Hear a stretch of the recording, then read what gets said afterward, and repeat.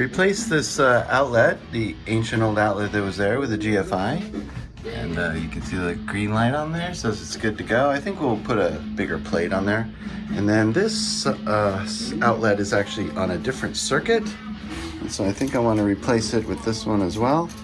So we have GFIs on both circuits because it is near water and things. And plus that's old and ugly, so it'd be nice to replace it. All right, there we go. 1 and 2. Boy, this one like runs everything in the entire garage.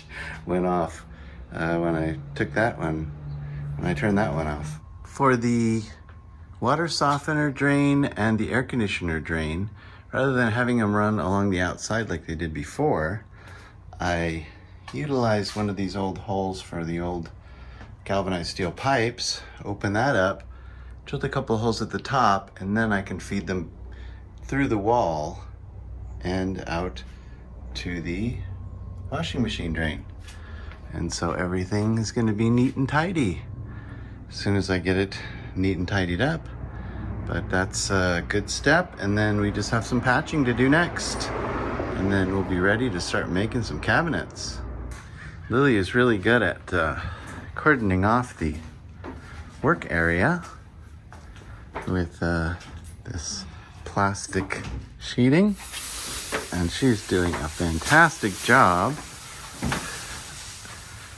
of sanding this and getting ready for paint.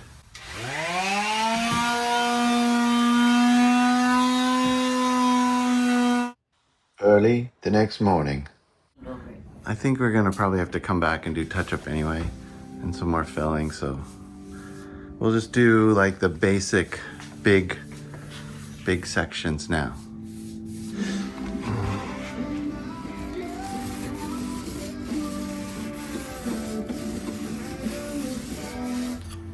Made in Ecuador, that's kind of cool. I've never been to Ecuador.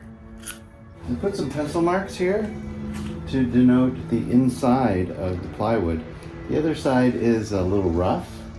I was able to get it for half price at Home Depot because there's some damage to it. All right, so the plan is about 65, 66 inches. The whole wall over there is about 132, so 66 times 2 be about 132 inches.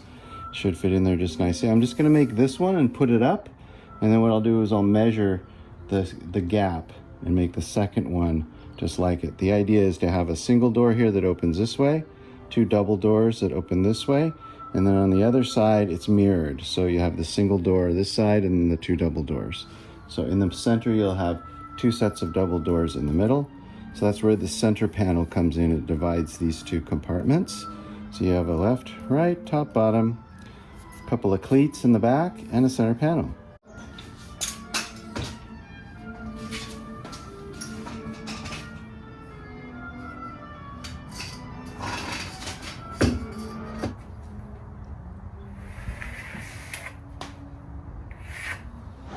I have a straight edge, an aluminum straight edge that I can use, but it's really short and not very wide.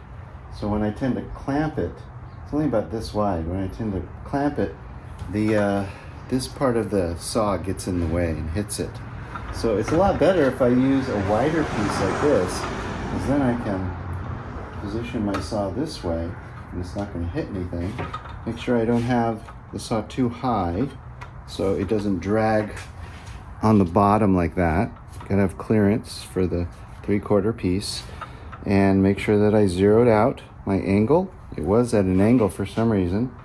Make sure I have a plywood blade, which I put that on there. And then what you do is I measured from here to here, and that's just about 5 inches, right at 5 inches. And so then what I did is I have my line over here, which I want to cut, and then I backed it off by 5 inches, and we'll put that side right up against the saw. And then triple check is I can look at my saw down here, and you can see if it is on this side of the line, because I want to keep this side at 65 3/8. So I want to cut on this side of the line. I want to make sure that my blade is on that side. Oh. stuff coming out of it.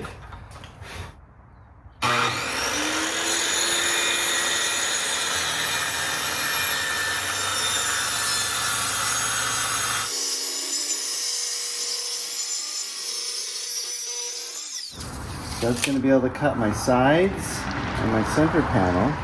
They're each about 15 inches, so that's going to be 15 times 3 is 45, and this is 48, so we're good to go on that in that regard.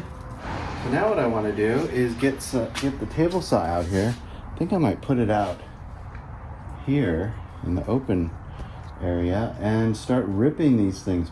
Now I've got the fence set at 14 3/4. And we're going to rip some of these, the 2 side pieces and the center panel.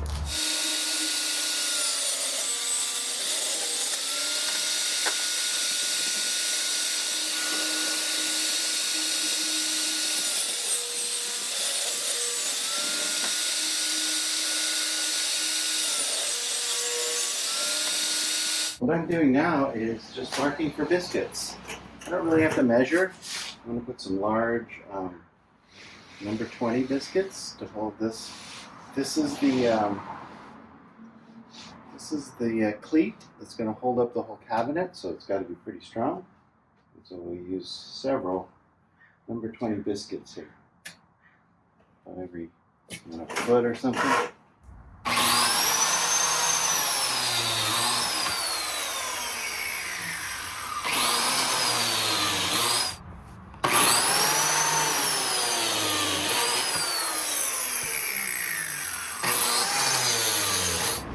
All I have to do is put this part up,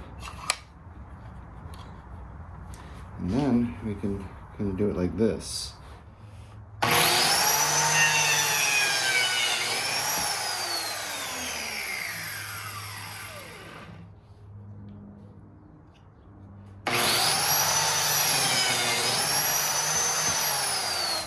Now it's a simple process of glue and clamp.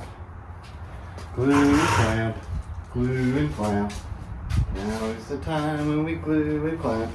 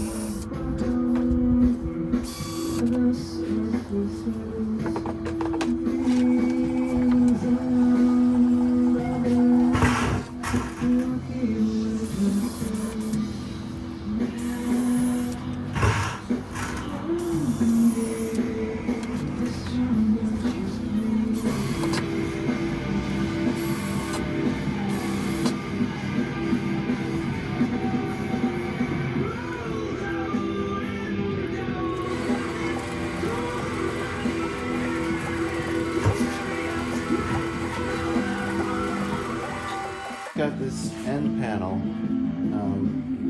temporarily put here with a bar clamp. Dang, that looks pretty good. And that's just so that I can put the top on and mark for biscuits.